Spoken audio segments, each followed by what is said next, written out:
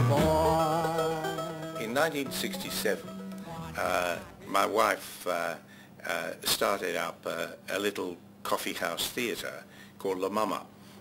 It was based on the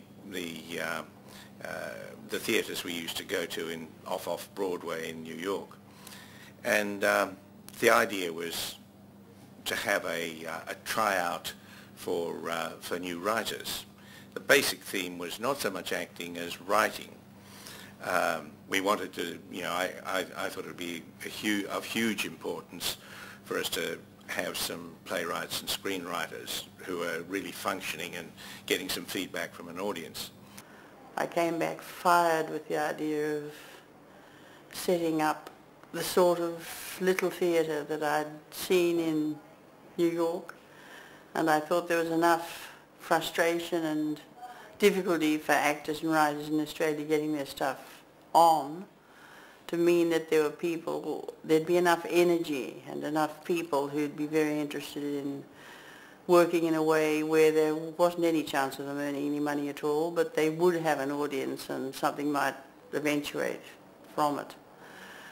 And it also happened to coincide with a time at the beginning of the film industry was just starting in Australia, and coincidentally the sort of acting that a very small space like the Mama provided for actors meant that the style of acting was very naturalistic, perfect for film. My expectation was that it would take 5 years or so before we really pulled out a first-class writer. However, matter of 2 years, 1970, along came David Williamson. I heard about this woman called Betty Burstall, who was starting a new theatre group predicated on new Australian writing. She'd come back from New York, seen it happening there and said, why shouldn't it happen here? Called a meeting, I was there, Jack Hibbert was there, Barry Oakley was there, other luminaries were there, and so I kept sending her scripts, and she found a script she liked. She put me in touch with a group of actors who included Alan Finney, Bruce Spence, Peter Cummins, and they did 2 of my short pieces. It was a bit traumatic. I turned up to the theatre the first time and Alan Finney came out and said, look, we've got this stuff in from this guy called Williamson. Not very good, but we'll show how good acting can bring a dead script to life.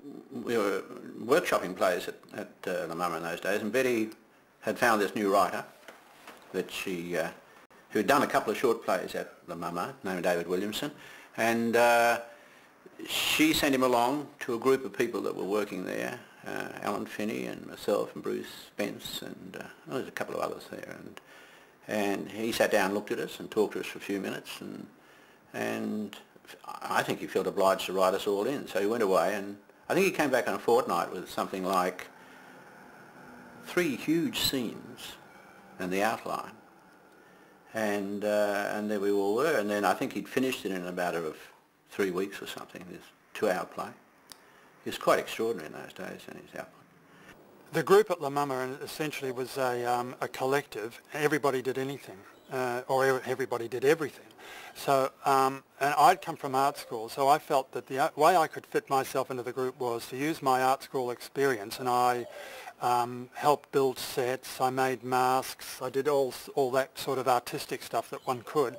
But being a group, I tapped on the shoulder one occasion and said, look, we just need someone to walk on stage. There's only a couple of lines you need to say, and then you biff this bloke, right? You thump him. And I thought, oh, all right, that's okay. There's not much to do. There's no need for stage fright there. So I did that, and whereupon it got a laugh, and then I discovered comedy. My first full-length play, which Stork was, full-length professional play, because we actually got paid. We split the gate between us. The 45 in the audience, that made us about $3 a night for a full house. So we were really flying at that stage.